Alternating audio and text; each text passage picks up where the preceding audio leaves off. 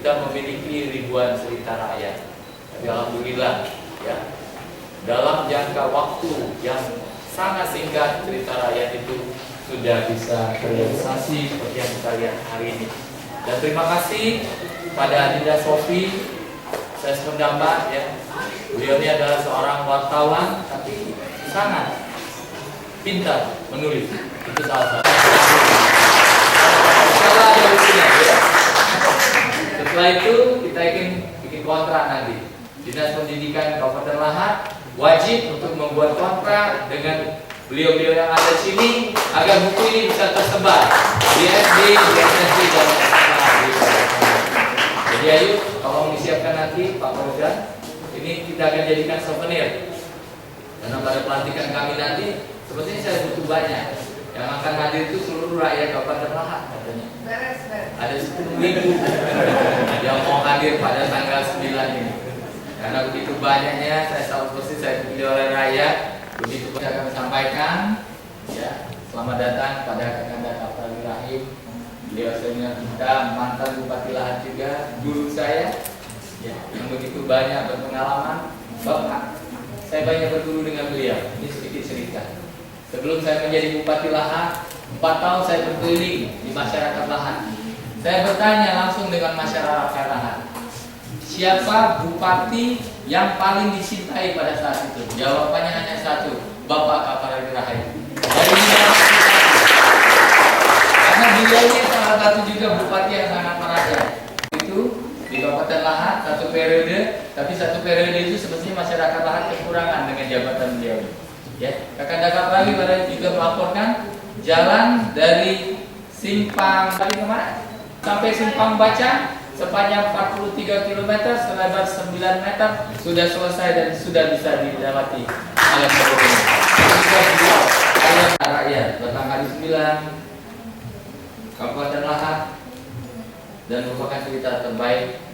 Insya Allah segera kita buka. Wabillahi taufiq wal hidayah. Assalamualaikum warahmatullahi wabarakatuh. Waalaikumsalam warahmatullahi wabarakatuh. Bapak Ibu para undangan yang luar biasa, sedikit sambutan sekaligus membuka secara resmi acara kita pada hari ini, yaitu bedah buku cerita rakyat Batang Hari 9 spesial daerah Lahat ya, oleh Bapak Haji Saifuddin Aswari Rifai SI selaku Bupati Lahat. Dan kami juga ulangi selamat datang kepada dari mana lagi? Dari mana lagi tadi? Kloter berikutnya tadi ada yang masuk dari Unsri, tepuk tangan dong. Betul. Karena di tangan kita inilah adik-adik, teman-teman ya. Kalau yang sudah seangkatan Ibu Brida, seangkatan ayahanda kita, ini sudah agak sedikit berkurang nih. Minat baca kita itu kurang. Paling enak tuh melihat, menonton dan mendengar gitu. Padahal lebih maksimal lagi biasanya kalau kita membaca betul. Jadi memang betul-betul mengerti. Ya, mungkin ini adalah salah satu jalan jembatan kita untuk meningkatkan lagi minat baca dan juga meningkatkan lagi rekan-rekan. Langsung aja, nanti ke bibirnya gitu ya. Tinggi nanti depan. OB-nya, gak apa-apa. Kalau bibir langsung sambil diskusi. Langsung saja kita akan panggilkan ini duet mic penulisnya Ibu Frida Amran dan yang masih di belakang juga enggak ya? Mbak. Terus baru yang pinter-pinter kita ajak ke sini, maaf. Iya. Tidak. Ya ada yang ngasih ngomong kan nggak penting. Ngambil kopi terus kita dengerin pembahasan. Tidak. Penulisnya di belakang. Tapi ada sekali dengan adik ini karena dia membuat suasana yang sangat santai. Membuat suasana yang santai lagi. Jadi waktu ketemu Pak Wali juga agak aneh karena saya menyebutnya sebetulnya yang mulia Bapak Bupati Kabupaten Lahat. Terus saya sangat serius dan sangat menghormat kepada beliau. Tahu-tahu dia ngomong duduk yuk.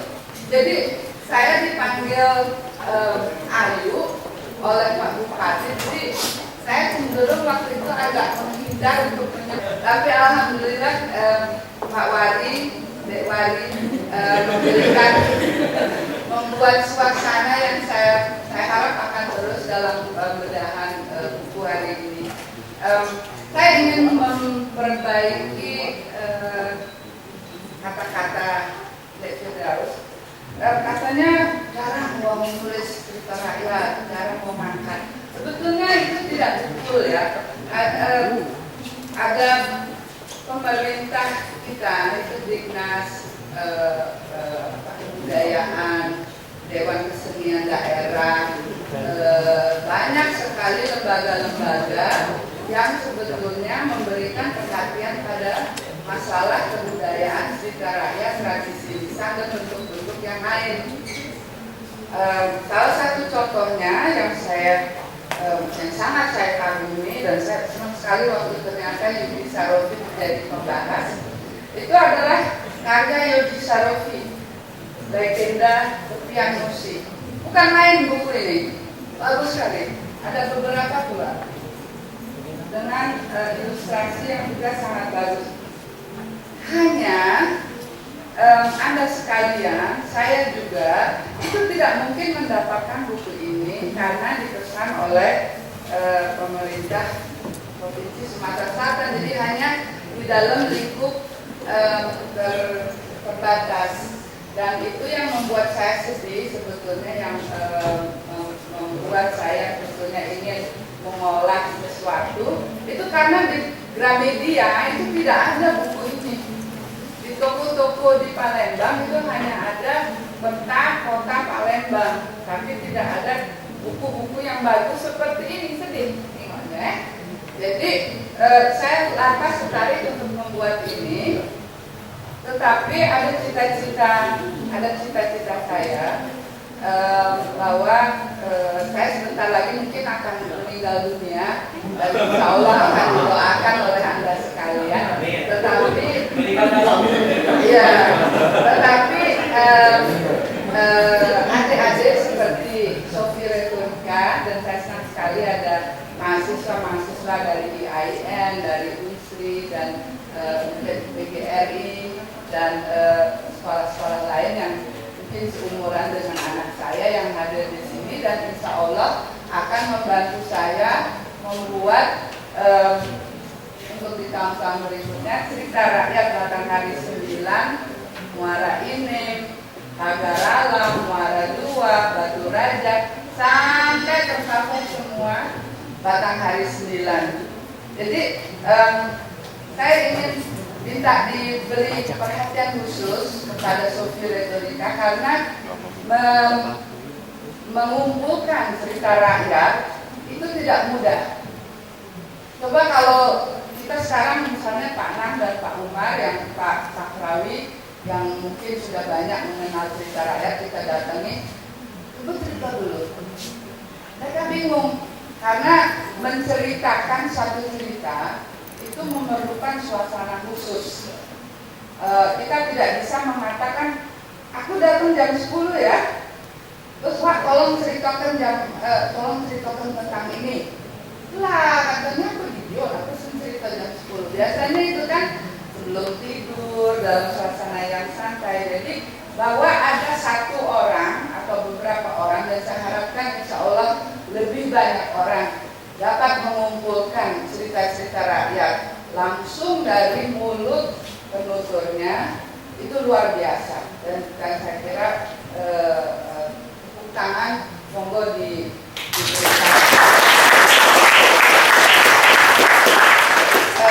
Yang satu lagi yang ingin saya berikan perhatian adalah bahwa cover buku ini menggambarkan pertarungan, kalau tidak salah, si Faitridah dan Mata Empat. Saya bertemu dengan Pak Abdul Karim Usai Semada.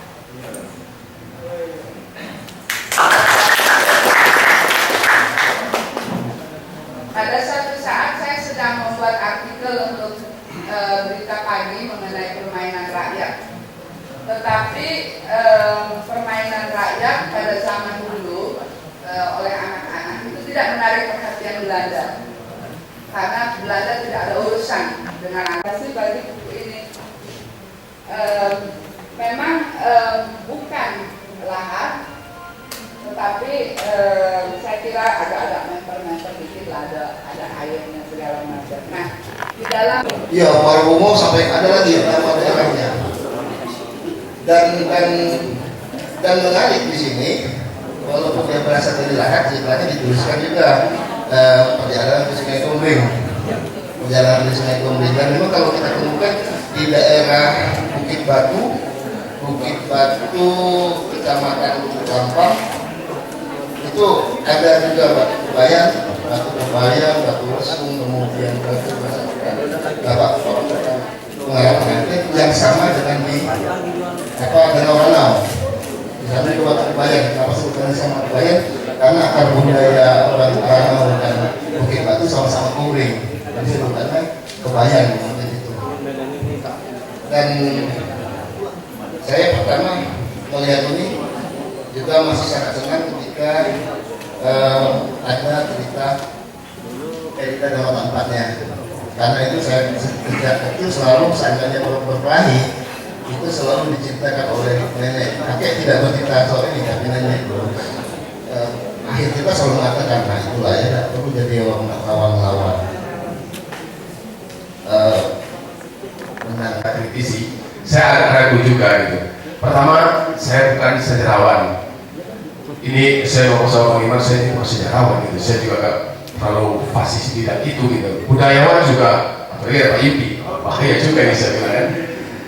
Tapi hasil ngobrol-ngobrol dengan Bang Iman, oke, insya Allah saya akan cobakan karena kebetulan saya dari latar belakang ilmu komunikasi.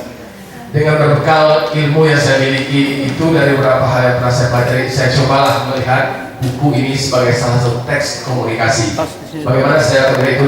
Dan juga buku ini sendiri pada dasarnya adalah sebuah peristiwa komunikasi. Ini yang ingin saya mulai di sini. Saya melihat dan kenapa saya mengatakan ini adalah sebuah momen komunikasi gitu.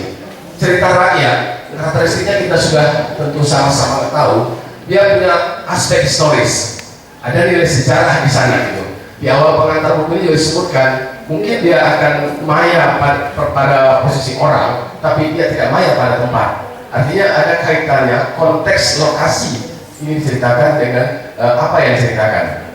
Dan dia juga punya fakta-fakta tertentu. Ketika ada cerita mampu si pahit lidah yang mampu mengutuk orang dengan ucapannya sehingga menjadi batu dan sebagainya, di sana ada legalik. Apakah secara ilmiah itu benar ada hubungannya, itu persoalan lain. Yang jelas ada fakta. Kalau kita berbicara budaya, kita harus memisahkan dengan administratif. Ini harus tegas. Saya mana-mana kalau membicarakan budaya, tegas. Ya, tidak ada bahasa oki, tidak ada. Ada orang yang mengerti pendapat saya itu marah, waduh, tapi bahasa tidak ada. Apa? Yang ada bahasa kayu agung, bahasa pegagan, bahasa penesak, dialek pedamaran, bahasa oki tidak ada. Yang mana bahasa oki? Sama dengan bahasa Sumsel, tidak ada. Yang ada bahasa Palembang, bahasa Musi, bahasa Konggring, bahasa Sumsel yang mana? Nah ini saya harap kita yang menulis bidang-bidang budaya betul-betul berdasarkan ya landasan budaya kacamata budaya. Jadi kita lepaskan administratif itu. Karena apalagi sekarang kita lihat ya, musim pemekaran wilayah. Apakah dengan pemekaran jumlah budaya, jumlah bahasa akan bertambah? Saya kira tidak. Ya. Nah saya belum lama ini mengkritik hasil penelitian Balai Bahasa. Maaf kalau ada di sini. pembagian wilayah budaya, wilayah bahasa dan wilayah administratif. Ini agak susah ya. di dalam kata pengantar oleh Richard McGinn, dia juga mengatakan ini ada tempat tindih daerah. Dan kemarin sambil ngobrol dengan adik lisan saya, terus katanya, oh ini yang Sipai Tidak bukan hanya lahan, kita juga ada apa batu lilin putri, ada dua putri, itu juga korbannya Sipai Tidak. Tapi saya kira agak susah ya, karena setiap daerah itu banyak daerah yang pernah dilewati oleh Paitida, dan banyak daerah itu memberikan korban. Tentunya ada orang yang tidak menyapa, oh jadi batu, ada yang mengganggu, oh jadi batu gitu. Jadi sebenarnya dikutuk oleh Paitida, tapi yang lucunya kita sebagai anak cucu sekarang itu bangga pernah dilewati oleh Paitida, dan pernah ada sebetulnya nenek moyang kita yang menjadi batu oleh si Paitida. Sebetulnya agak aneh, tapi oke deh, mungkin kita orang aneh ya, jadi agak bangga dijadikan korban. Tapi bahwa ada kebanggaan, bahwa kita ada cerita-cerita si Paitida tadi. Yudi juga menceritakan bahwa dia mengikuti penjelajahan si Paitida kemana-mana gitu, dan saya kira itu menarik. Barangkali dianggap ringan oleh mahasiswa sejarah, tetapi alangkah menariknya petualangan si Paitida itu. Coba ditelusuri dari Sumbaksel, kalau kita masih boleh pakai istilah itu, Lampung, mungkin dia kemana, ke Pagaruyung, sampai ke Jambi, Riau, jangan-jangan juga sampai nyebrang ke Mentawai dan Megano. Alangkah menariknya, alangkah hebatnya lanang ini, petualangan kemana-mana. Tapi belum ada satupun yang memetakan wilayah yang didatanginya. Nah, kalau misalnya seperti kata Pak Saudi dan Pak Yen juga dan Pak Yudi juga, bahwa legenda itu adalah bagian dari sejarah yang dalam tanda kutip sejarah, terus ada kaitannya dengan Majapahit dan ini. Mungkinkah kita melihat bahwa si Paitida itu dan petualangannya menggambarkan penjelajahan orang-orang dari Majapahit di wilayah Sumatera? Saya tidak mengatakan itu ya, saya hanya memberikan pertanyaan. Saya sudah terlalu tua untuk menjawabnya, tapi saya kira yang di belakang-belakang itulah yang akan menjawabnya, dan saya tunggu bukunya. Jadi nanti mungkin Pak, insya Allah Pak Wari berumur panjang, lalu diterbitkan pula oleh Kabupaten Lahat. Yang satu lagi pertanyaan yang juga menarik itu adalah mengenai judul yang tadi masih tetap soal wilayah administratif, kebudayaan dan bahasa. Nah ini saya mikir, tadinya judul bukunya ini sebetulnya Cerita Rakyat Lahat, tapi kalau cerita rakyat Lahat agak susah dibikin seri. Sedangkan saya ini mencari manusia-manusia, penulis-penulis muda yang lain di wilayah Batanghari 9 seperti kata Pak Kakrawi dan Pak Bastari. Tetapi memang betul Lahat itu barangkali tidak betul, sama sekali salah, karena itu wilayah administratif yang ketika cerita-cerita rakyat ini dikarang oleh nenek moyang kita tidak ada. Memang Lahat itu lahirnya kan dari wong Belanda. Kalau mereka tidak memerlukan pasar, tidak memerlukan tempat persimpangan ke yang istilahnya Boven London, daerah dataran tinggi dan dataran rendah, Lahat itu tidak ada. Jadi sebetulnya memang di satu pihak kita ini menjadi korban, saya setuju, menjadi korban pembagian wilayah oleh Belanda. Tapi di lain pihak, walaupun demikian, itu pembagian wilayah itu dari nenekku, moyangku, itu sudah generasi keberapa ya. Jadi ketika anak saya atau anaknya Pak Wari atau cucu Pak Naksari membaca ini, cucunya Pak Kadrawi membaca ini, mereka tahunya lahat. Yang dibanggakan kalau ditanya dari mana asalnya, lahat. Kemarin saya bertemu dengan CEO-nya Swana Dipa. Aku juga dari lahat. Perhatikan bahwa dia tidak menyebutkan aku dari Besemang, dari lahat. Terus yang sebelahnya lagi saya lupa namanya, istriku dari lahat.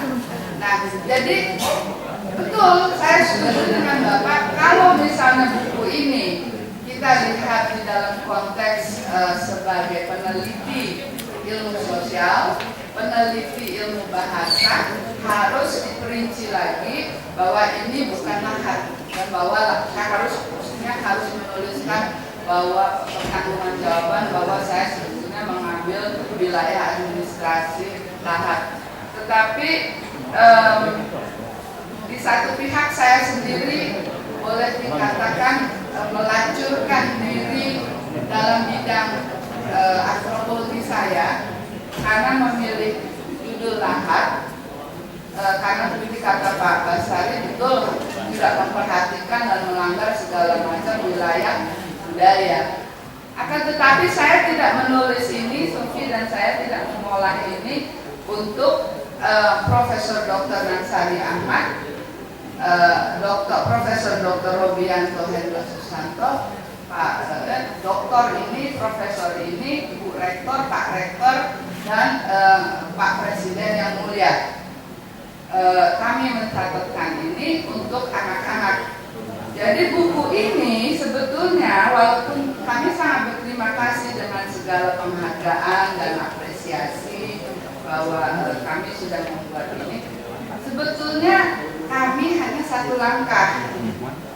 Yang langkah berikutnya itu ada di Anda, karena Anda harus menceritakan kembali yang ada di dalam sini yang sudah dibaca kepada anak cucu dan anak-anak tetangga.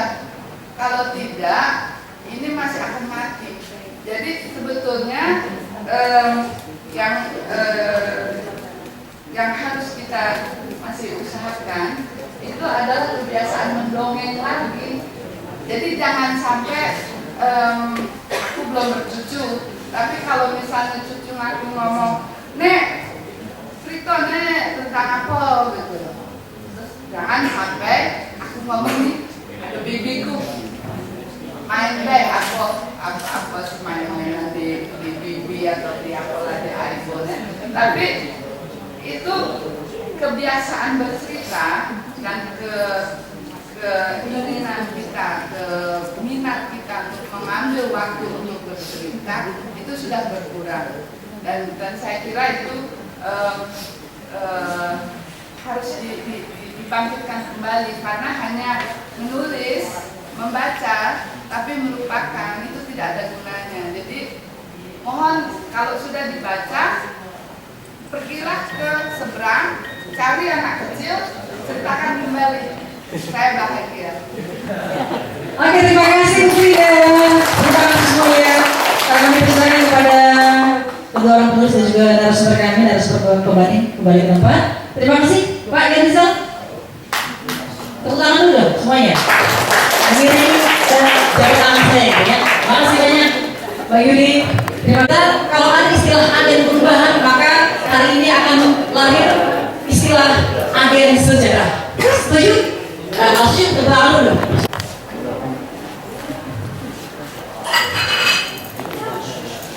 Sekali lagi ini bisa menjadi informasi luar biasa untuk kita. Mari kita teruskan ke anak cucu kita, ke teman-teman kita, ke keluarga dekat kita. Mari kita budayakan kembali berdongeng, ya. Mari kita budayakan kembali. Walaupun sampai hari ini pun anak saya di rumah kalau bangun tidur punya buka KPS, buka KPS. Harusnya berdongeng gitu ya. Ini mungkin hari ini saya akan mengubah itu. KPS yang jual, gitu ya.